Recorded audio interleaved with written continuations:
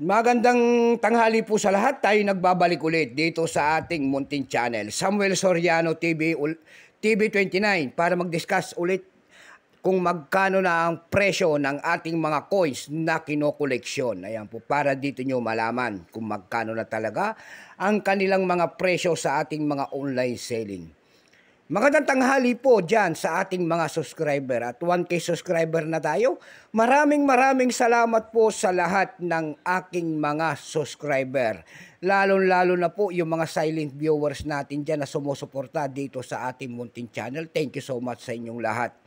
Maraming salamat din po sa nanonood doon sa ating FB page, Samuel Soriano. Lahat po na nanonood doon at nagpapalo po sa aking FB page ay maraming salamat sa inyo. Lalo na po yung mga nagsisend ng star sa atin dyan. Excuse me po.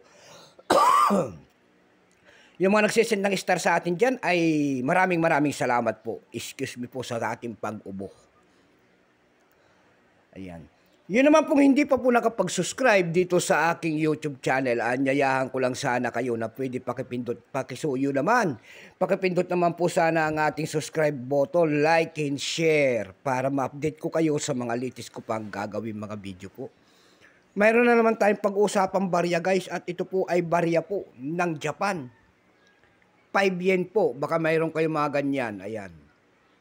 Pera po ng Japan, 5 yen. Baka mayroon kayo mga ganyan. Bultuhan po ang bili natin sa mga ganitong mga world coins.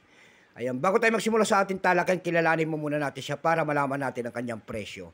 Issue po niyan ay Japan. Period po niyan ay C, 1989 hanggang 2019. Value, type nito standard circulation coins.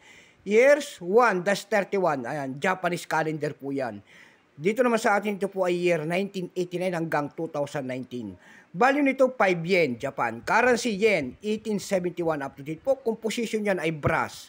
May bigat lamang itong 3.75 grams. May habang 22 mm. May kapal po naman itong 1.51 mm. Hugis po, round with a round hole. Orientation ay middle alignment. Number N-2676. Reference number Y-96. State of Japan. Ayan. Ito pong year 1989, ito po ay 33%. Kung ilang piraso naman ang ginawa na sa barya na hawak natin, ito po ay 960,460,000 piraso po. Piniresyo na po yan ng numista, may presyo po. Yung kanyang circulated ay 45 pesos. Dumako naman tayo sa kanyang mga presyo sa ating mga online selling. Doon sa ating eb.com na pandaigdigan na platform, mayroon tayong nakita nagbebenta doon ng $8.49. Nasundan po yan ng $7.80. Yung pinakamalit po ay $5.55. Dako tayo sa Carousel PH. Sa Carousel PH naman po, mayroon tayong napansin doon at nakita po na nagbebenta ng 260 pesos. Nasundan po yan ng 199 pesos. Ayan lamang po ang ating may babahagi. Keep safe po sa lahat and God bless.